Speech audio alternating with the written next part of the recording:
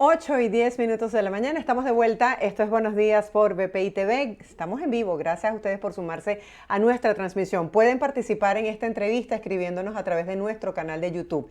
Si se pregunta por qué la deficiencia del servicio del agua en algunas zonas de Venezuela, quédese con nosotros. Ya está listo Fernando Morales García. Él es químico con maestría en ciencias biológicas y además especialista, consultor en ciclo del agua, calidad, potabilización y tratamiento de afluentes. Está listos para conversar sobre el servicio del agua en Venezuela. Buenos días, Fernando. Gracias por tu tiempo. Bienvenido. Buenos días, muchas gracias por esta oportunidad. Bueno, mucha gente se pregunta si tenemos una gran calidad. Venezuela es privilegiada por sus recursos hídricos. ¿Qué ha pasado con el servicio del agua? Bueno, a ver, los sistemas de captación, tratamiento y distribución de agua potable en Venezuela, pues desde hace mucho tiempo no reciben el mantenimiento y la inversión apropiada para su actualización.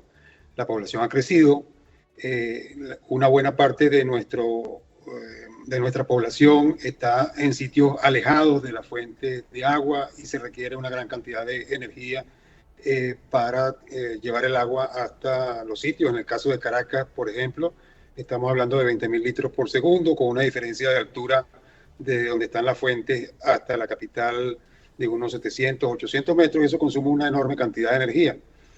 Y bueno, los sistemas eléctricos tampoco están en la mejor condición, de tal manera que hay una interrelación allí, un círculo, digamos, complejo que perjudica, pues, las dificultades que hay en el sistema eléctrico, la capacidad para llevar agua a los habitantes. Y por otra parte, con el tema de la calidad pasa algo parecido, ¿no? Es decir, los sistemas de potabilización que utilizan insumos como el alumbre o como el cloro, pues, digamos, si no reciben esos insumos a tiempo, si las plantas tienen desperfectos y hay una alta presión por recibir agua, pues muchas veces pasa que el agua sale sin la calidad necesaria, ¿no?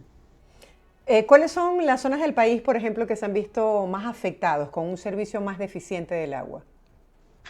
Bueno, en realidad son muchas zonas, son muchas zonas. Caracas, en particular, está sometida desde hace mucho tiempo a un fuerte racionamiento y eventualmente el agua llega con signos, digamos que no son los mejores en cuanto a su calidad, con signos visibles, quiero decir, porque no existe información, digamos, pública que nos permita establecer desde el punto de vista químico y microbiológico la calidad del agua.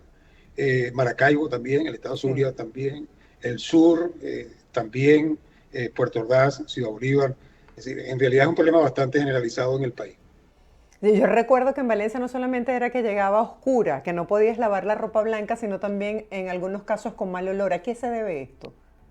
Bueno, el caso de Valencia es un caso particular, ¿no? Siempre en el medio en el que trabajo, lo que prácticamente señalamos la calidad del agua en la cuenca del lago Valencia, no solo Valencia, Valencia, Maracay, Cagua, Ujú. Turmero, etcétera, es probablemente el principal problema sanitario y ambiental que tiene Venezuela, porque el, el, el lago de Valencia es un lago endorreico, es decir, digamos, no tiene salida, es el final de una cuenca, eh, y bueno, se ha crecido exageradamente alrededor de esa cuenca. 4 o 5 millones de personas descargan sus aguas con un tratamiento muy precario y en muchos casos sin ningún tratamiento al lago. Y por, eh, por estas razones y además porque se importa agua de una cuenca exterior, el lago ha venido creciendo, ¿no? Ha venido creciendo y en este momento está muy por arriba de la cota sobre el nivel del mar que se considera segura y por lo tanto hay que bombear agua. Y el agua del lago de Valencia, que es un lago bastante contaminado, se bombea aguas arriba de la toma desde donde se toma el agua para producir el agua que consumen Maracay, Valencia, etcétera, ¿no? Entonces son plantas de tratamiento, de potabilización que están diseñadas para tratar agua limpia, no agua que ha sido impactada por descargas industriales y descargas humanas. Y eso hace que el agua con toda seguridad lo puedo afirmar, es la de peor calidad en toda Venezuela. El agua que se consume en Valencia, Maracay y en las ciudades que están en la cuenca del lago de Valencia. Fernando, ¿qué pasa cuando no hervimos, por ejemplo, el agua y la consumimos así tal cual, el agua que sale del grifo? Bueno, a ver, digamos, las normas en Venezuela establecen que el agua que sale de nuestros grifos es potable o debería ser potable, lo cual significa que podría consumirse de forma directa. Bueno, sabemos que eso no es así y hay digamos, dos grandes problemas de eventual contaminación que tienen que atenderse, el problema microbiológico y el problema químico, ¿no? El problema químico generalmente es más considerado por las personas, pero realmente para tener algún tipo de enfermedad por contaminación química se requiere de una exposición de muy largo plazo, mientras que el tema microbiológico puede enfermar a la gente de un día para otro, no hace falta tener un consumo grande. Si estamos hablando de enfermedades como giardiasis, cólera, enfermedades entéricas de todo tipo que producen cuadros diarreicos. Y para digamos, para evitar eso, lo más sencillo que podemos hacer es hervir el agua, ¿no? Cuando hervimos el agua, por unos 5 minutos luego de que empieza la ebullición, se destruyen los microorganismos, aunque también cambia el sabor del agua porque naturalmente hay algunas sales que precipitan, de hecho se ven en el fondo de los envases y la gente lo confunde con contaminación, pero es un problema completamente natural. Sin embargo, eso cambia el sabor del agua, pero al mismo tiempo es mucho más seguro su consumo. Sí, yo sé que el proceso de potabilización del agua es bastante complejo, pero si lo pudiésemos explicar en palabras sencillas, del 1 al 10, ¿cuál es la calidad del agua en Venezuela? A ver, depende del día, depende de la ciudad. Digamos, si hacemos un promedio, 4 o 5. 4 o 5. Por ejemplo, para la gente que tiene pimpinas y guarda su agua de esa manera, o para la gente que tiene los tanques pero no se le da el mantenimiento con frecuencia, ¿cuáles son los riesgos que pudiese tener las personas en esa casa, en esa vivienda que consumen el agua que de pronto no tiene la mejor calidad? Bueno, a ver, vamos a empezar por decir que almacenar agua siempre es un riesgo.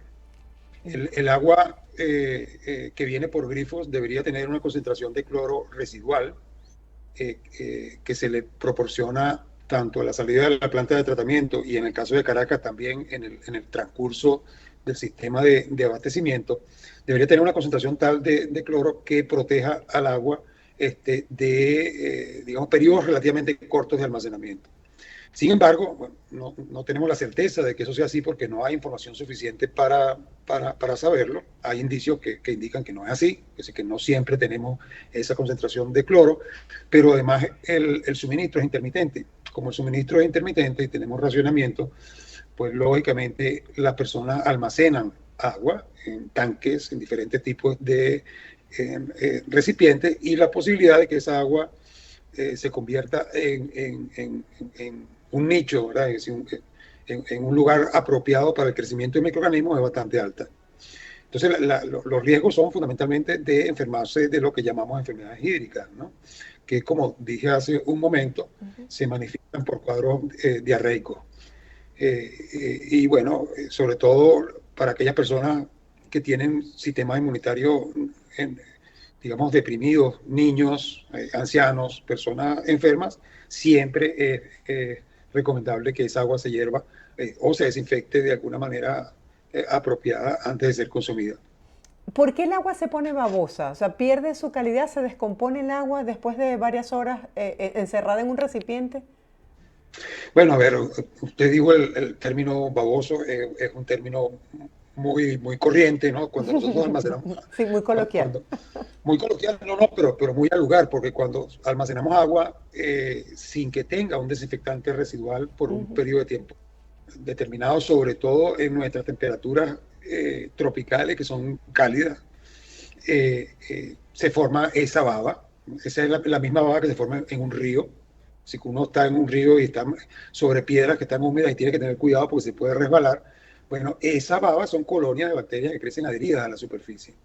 Entonces, cuando nosotros tenemos un tanque y hay baba pegada del tanque, una pieza cerámica de un baño que no se, digamos, desinfecta de manera apropiada, esa baba son colonias de microorganismos que crecen allí adheridas. No significa que necesariamente me voy a enfermar, pero por supuesto es una condición de riesgo. Claro. Fernando, y si hablamos de la condición de los embalses, los niveles, ¿tenemos información en Venezuela de cómo están los niveles de estos embalses? Bueno, la información es referencial, ¿no? La información Ujú. es referencial de gente que los ve. No, no hay información oficial en cuanto a estos aspectos, pero es bastante sencillo tener información. En estos momentos que estamos en periodo lluvioso, los embalses están a plena capacidad. Si el problema de Venezuela no es la- no son las fuentes, ¿no? Si, en cantidad, quiero decir, en calidad en algunas cosas sí, pero en cantidad no. Tenemos agua suficiente, al menos en los periodos lluviosos, ¿no? Otro tema es la susceptibilidad con respecto a variaciones del clima, al mismo cambio climático, porque bueno, no conocemos planes de cómo enfrentaríamos, por ejemplo, una disminución duradera del nivel de los embalses que surten a las grandes ciudades, a las grandes capitales. Y la situación supongo que es más crítica para las personas que viven en lo alto, ¿no? Para poder llevar esa agua a esas zonas. Claro, yo vivo justamente en un sitio alto, ¿no? Vivo en Manzanares, más o menos a Ujú. unos 1.200 metros sobre el nivel del mar. El agua que llega a Caracas llega aproximadamente a unos 800, 900 metros sobre el nivel del mar. De tal manera que para que llegue a donde yo vivo y a la mayor parte de los sitios altos en Caracas tiene que ser rebombeada. Entonces hay una vulnerabilidad incrementada por el hecho de que no solo dependemos de que funcionen los sistemas de tratamiento y los sistemas de distribución, sino que además deben funcionar los sistemas de rebombeo hacia los sitios más altos y, por supuesto, la electricidad. ¿Qué se necesita para mejorar el sistema, el suministro de agua en Venezuela? Estabas hablando sobre los insumos, la potabilización, las tuberías. ¿Cuál es ese trabajo de mantenimiento? Bueno, a ver, yo no digamos, mi experiencia en calidad del agua y obviamente tengo relación con los sistemas Ujú. de potabilización y los expertos en ese tema en Venezuela, que los hay, han señalado que hace falta una inversión alrededor de los 5.000 millones de dólares para, Ya. digamos, actualizar un sistema digamos, ya tiene demasiado tiempo funcionando, que no ha recibido mantenimiento, que necesita, además de mantenimiento, inversión para reponer equipos mayores, necesita adecuarse a las mejoras tecnológicas que existen en el área de potabilización. Estamos hablando de un cambio mayor, Claro. no de pañitos calientes, ¿no? Sí, entiendo. Ahora, de lo que depende de nosotros como ciudadanos, ¿qué se puede hacer para las personas que guardan agua por varios días porque se ven en la necesidad de eso, para tratar de minimizar el problema del hecho de que no esté bien potabilizada? Algunas gotitas de cloro, algunas pastillitas a los tanques. Sí, claro. A ver, el método más sencillo es hervir el agua, Ujú. pero por supuesto no podemos hervir el agua con la que nos bañamos, con la que, digamos, nos Claro. vaciamos. Estaríamos hirviendo agua todo el tiempo, ¿no? Una alternativa es añadir gotas de cloro. No me atrevo a decir cuántas por aquí porque es un tema Sí, delicado, pero entiendo. hay, digamos, hay guías que nos permiten eh, eh, digamos, conocer cuál es la dosificación de cloro en forma de lejía, ¿verdad? O cloro Ujú. líquido, no el que se utiliza, o de pastillas desinfectantes, que son también en realidad una forma diferente de añadir el cloro, quizás más cómoda, pero también más costosa, a tanques, recipientes, pipotes, botellones. Es decir, siempre podemos tomar algunas medidas. Si el agua está muy turbia, filtrarla a través de telas de paño, telas de lo que llamamos telas de tipo franela, para quitar la mayor turbidez posible. En el caso que es muy común, sobre todo en Caracas, Ujú. la compra de cisternas, cuando se añaden estas cisternas, hay que al menos intentar verificar de dónde viene el agua, cuál es el estado en el que se encuentran las cisternas mismas Y una recomendación es también añadir cloro en el momento en que se añaden 10.000, 20.000, 30.000 litros de agua directamente a un tanque para protegerla, ¿no? Para desinfectarla y además protegerla hasta que se consuma. Fernando, cuéntame algo. Visualmente, ¿cuándo nosotros debemos poner atención al agua que está llegando? O sea, ¿cuáles son esos elementos que se deben tomar en cuenta para saber que esa agua, por ejemplo, no la podemos tomar? Bueno, nunca podemos tomar agua o nunca deberíamos tomar agua de la cual no tengamos certeza Ujú. de su calidad. No necesariamente un agua transparente, sin olor y sin sabor es inocua para la salud. Sin embargo, los signos que hacen evidente que el agua no es potable son fundamentalmente el color, la turbidez, es decir, el agua debe ser completamente transparente. El olor, el agua no puede oler absolutamente a nada.